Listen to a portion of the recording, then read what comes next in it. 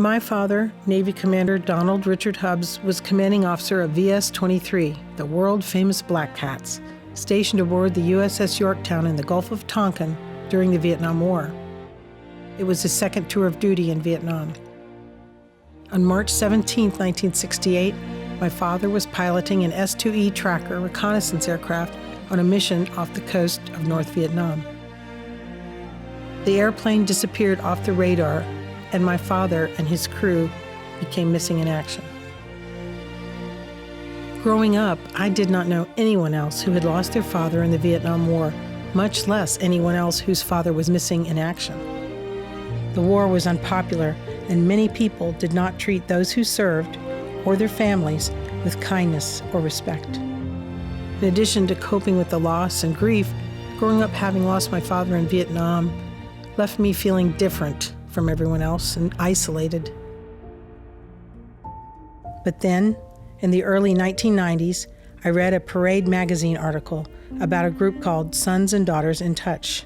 And finally, I met boys and girls, now men and women, who grew up with the same experiences as me. Our dad was Bill Cordero.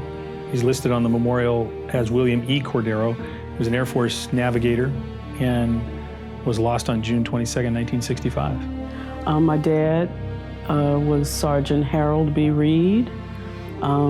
He was in the Army, killed in Vietnam, July 3rd, 1966. My dad's name is Dennis Michael Poteet. He was with the United States Army. He was killed March 30th, 1968. My dad is Colonel Charles S. Rowley. He was in the United States Air Force and was shot down April 22nd, 1970. My dad is Sergeant Eddie Schervoni. He served in the United States Army and was killed in action on May 5th, 1968. My father is Chief Warrant Officer Wayne E. Jones, U.S. Army. He was a fixed-wing pilot with the 18th Aviation Company. Crashed on Dragon Mountain, just southwest of Pleiku, August 17th, 1967. My father is Lieutenant Colonel Henry M. Sarix, U.S. Air Force, POW MIA, April 2nd, 1972. My father was Sammy Edward Kinnaman. He was killed February 26, 1969. I was 2 months old when he died, so he didn't get to meet me. I didn't get to meet him. They were all serving our nation, along with thousands of others, answering the call to duty in the Vietnam War. Their lives were cut short. These men left behind their families and friends to grieve their loss.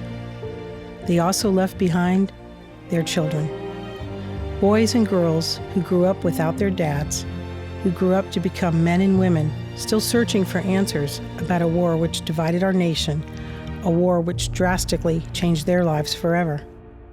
I want to share the stories of these boys and girls, stories of growing up with loss and heartbreak, important stories which are powerful testimonies about the true cost of war.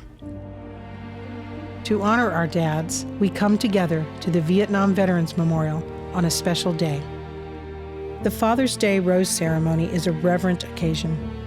It is an emotional ceremony that ends with the granite panels of the wall surrounded by a bed of roses.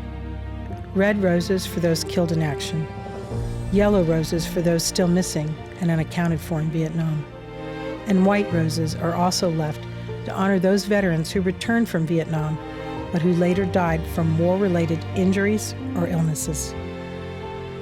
We call each other our brothers and sisters because in reality, we are a family bonded together in tragedy, but also joined together in patriotism, honor, and respect for the fathers we loved and lost.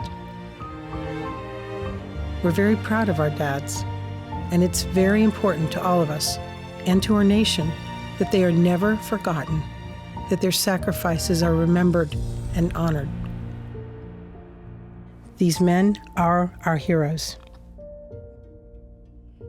They were our fathers.